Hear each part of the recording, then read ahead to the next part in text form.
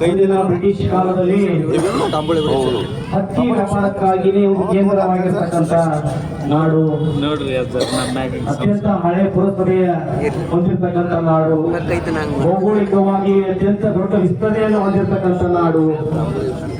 ಅಥಣಿಯ ಒಂದು ಜಿಲ್ಲಾ ಮಾಡುವಗೋಸ್ಕರ ಈ ಒಂದು ಅಥಣಿ ಜಿಲ್ಲಾ ಹೋರಾಟ ಸಮಿತಿಯ ನೇತೃತ್ವದಲ್ಲಿ ಈ ಒಂದು ಹೋರಾಟದ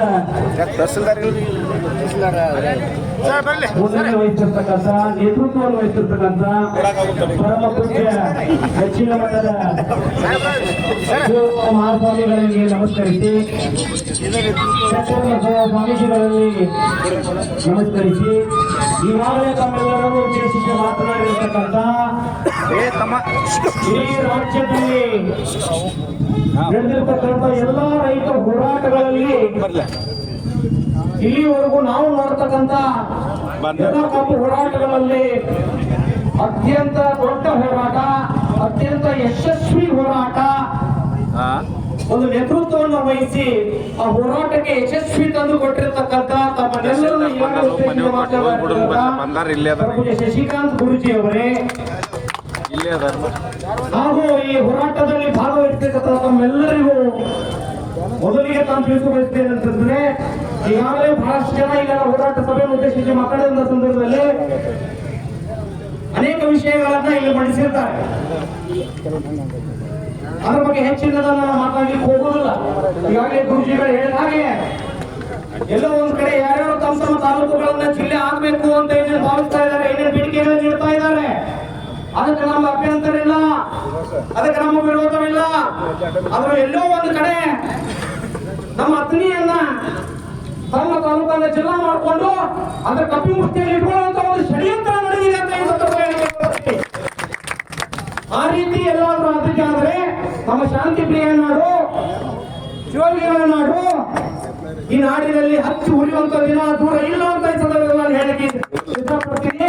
ಅವರಿಗೆ ಇಂಥ ಒಂದು ಕುತಂತ್ರ ಷಡ್ಯಂತ್ರನ ಮಾಡಿಕೊಂಡು ಎಲ್ಲಾದರೂ ನಮ್ಮ ಅಥಣಿಯನ್ನು ಅವರಲ್ಲಿ ಸೇರಿಸಿಕೊಂಡು ನಮ್ಮ ಅಥಣಿ ಅನಾನ್ಸ್ ಮಾಡದೆ ಹೋದಂತ ಸಂದರ್ಭದಲ್ಲಿ ಇನ್ನೂ ಉಗ್ರ ಹೋರಾಟಗಳನ್ನು ನಾವು ರೂಪಿಸ್ತೀವಿ ಅಂತ ಈ ಸಂದರ್ಭದಲ್ಲಿ ಹೇಳ್ತಾ, ಅನೇಕ ಬೇಡಿಕೆ ಇತ್ತು.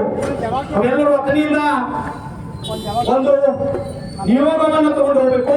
ಪರಮ ಪೂಜ್ಯರ ನೇತೃತ್ವದಲ್ಲಿ, ಮಾನ್ಯ ಶಾಸಕರ ನೇತೃತ್ವದಲ್ಲಿ ಒಂದು ನಿಯೋಗವನ್ನು ತಗೊಂಡು ಹೋಗುವ ಮಾನ್ಯ ಮುಖ್ಯಮಂತ್ರಿಗಳಿಗೆ ಒಂದು ಮನವಿಯನ್ನು ಸಲ್ಲಿಸಬೇಕು ಅನ್ನೋಂತ ಒಂದು ಬೇಡಿಕೆಯನ್ನು ನಿನ್ನೆ ನಾವು ಜಿಲ್ಲಾ ಸಮಿತಿಯವರು ಕೂಡಿ ಚರ್ಚೆ ಮಾಡಿದ್ವಿ. ತದನಂತರ ನಿನ್ನೆ ಸಾಯಂಕಾಲ ನಾನು ಬೆಳಗಾವಿ ಹೋದಂತ ಸಂದರ್ಭದಲ್ಲಿ ಮಾನ್ಯ ಶಾಸಕರ ಮುಖಾಂತರ ತಮ್ಮೆಲ್ಲ ನೆಚ್ಚಿನ ನಾಯಕರಾಗಿರ್ತಕ್ಕಂಥ ಮಾನ್ಯ ಲಕ್ಷ್ಮಣ್ ಸವದಿಯವರು ನಿನ್ನೆ ಮಾನ್ಯ ಮುಖ್ಯಮಂತ್ರಿ ಸಿದ್ದರಾಮಯ್ಯನವರನ್ನು ಸಂಪರ್ಕ ಮಾಡಿ ಈಗ ಕೆಲವು ಗಂಟೆಗಳ ಮುಂಚೆ ನನಗೆ ತಿಳಿಸಿದ್ದಾರೆ, ನಾಳೆ ಮಧ್ಯಾಹ್ನ 1 ಗಂಟೆಗೆ ಕೋಟೆಕೆರೆಯಲ್ಲಿ ಪಕ್ಕದಲ್ಲಿರ್ತಕ್ಕಂಥ ಬೆಳಗಾವಿ ಐಬಿಯಲ್ಲಿ ಅವರು 1 ಗಂಟೆಗೆ ನಮ್ಮ ಬೆಳಗಾವಿ ಅಥಣಿ ನಿಯೋಗವನ್ನು ಭೇಟಿ ಮಾಡಿ ಸಮಯ ಅವಕಾಶವನ್ನು ಕೊಟ್ಟಿದ್ದಾರೆ. ಅದರ ಅನುಗುಣವಾಗಿ ಮಧ್ಯಾಹ್ನ ಸರಿಯಾಗಿ 1 ಗಂಟೆಗೆ ನಾವೆಲ್ಲರೂ ಮಾನ್ಯ ಪರಮ ನಮ್ಮ ಅಥಣಿ ತಾಲೂಕಿನಲ್ಲಿ ಇರ್ತಕ್ಕಂಥ ಎಲ್ಲ ಪರಮ ಪೂಜ್ಯರ ಒಂದು ನೇತೃತ್ವದಲ್ಲಿ ಹಾಗೂ ಈ ಭಾಗದಲ್ಲಿರ್ತಕ್ಕಂಥ ನಮ್ಮ ಜಿಲ್ಲಾ ಸಮಿತಿಯವರು ಹಾಗೂ ಯಾರ್ಯಾರು ಪ್ರಮುಖರು ಅವೆಲ್ಲರೂ ಬರ್ತೀರಿ, ಅವರೆಲ್ಲರೂ ಸೇರಿ ಅಲ್ಲಿ ಸರಿಯಾಗಿ 1 ಗಂಟೆಗೆ ಅಲ್ಲಿ ಶಾಸಕರು ಅಲ್ಲಿ ಇರ್ತಾರೆ. ಅವರ ಒಂದು ನೇತೃತ್ವದಲ್ಲಿ ಪರಮ ಪೂಜ್ಯರ ಒಂದು ಆಶೀರ್ವಾದದೊಂದಿಗೆ ಅವರೆಲ್ಲರೂ ಒಗ್ಗಟ್ಟಾಗಿ ಹೋಗಿ ಅವರ ಮುಂದೆ ನಮ್ಮ ಅಥಣಿ ಜಿಲ್ಲೆಯ ಒಂದು ಹಕ್ಕನ್ನು ಮಂಡಿಸಿಕೊಳ್ಳುವಂತಹ ಒಂದು ಅವಕಾಶ ನಮ್ಮ ಮುಂದಿದೆ. ಆ ಒಂದು ಅವಕಾಶವನ್ನು ಅವರು ಆಲ್ರೆಡಿ ಅಪಾಯಿಂಟ್ಮೆಂಟ್ ತಗೊಂಡಿದ್ದಾರೆ. ನಾಳೆ 1 ಗಂಟೆಗೆ ಸರಿಯಾಗಿ ಅಲ್ಲಿ ಎಲ್ಲರೂ ಹಾಜರಿಟ್ಟುಕೊಂಡು ಆ ಮನವಿ ಮಾಡುವಂತ ಕೆಲಸವನ್ನು ನಾವು ಮಾಡೋಣ.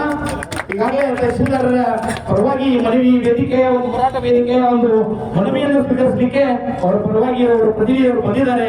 ಮಾನ್ಯ ಪರಮ ಪೂಜ್ಯರು ಹಾಗೂ ಜಿಲ್ಲಾ ಹೋರಾಟ ಸಮಿತಿಯೆಲ್ಲರೂ ಕೂಡಿ ಈಗ ಮನವಿಯನ್ನು ಅವರಿಗೆ ಸಲ್ಲಿಸುವ ಮುಖಾಂತರ ಶಾಂತಿಯುತವಾಗಿ ನಾವೆಲ್ಲರೂ ಏನು ಹೇಳಿದ್ದೀವಿ, ಅತ್ಯಂತ ಶಾಂತಿಪ್ರಿಯ ನಾಡು, ಶಾಂತಿಪ್ರಿಯವಾಗಿ ನಾವು ಈ ಒಂದು ಹೋರಾಟಕ್ಕೆ ಇವತ್ತಿನ ಮಟ್ಟಿಗೆ ನಾವು ತೆಲಂಗಾಣ ಆಳೋಣ ಅಂತ ಈ ಸಂದರ್ಭದಲ್ಲಿ ಹೇಳ್ತಾ ಈ ಮನವಿಯನ್ನು ಕೂಡ ನಮ್ಮ ಎಲ್ಲ ಪೂಜ್ಯ ನೇತೃತ್ವದಲ್ಲಿ ತಾವಿಗೆ ಸಲ್ಲಿಸ್ತಾ ಇದ್ದೇವೆ.